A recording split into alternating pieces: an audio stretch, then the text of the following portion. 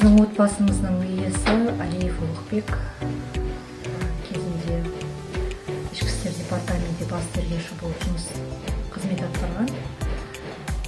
Ол кісі марқұм дүниеден озған. Қазір енді мына Шымкент қаласының ішкі істер департаментінің азаматтары келіп еске алып көмек көрсетіп жатыр. Сіздерге үлкен рахмет.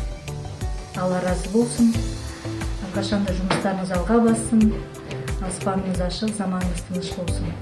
Еліміз өркендей берсін. Сіздерге рахмет.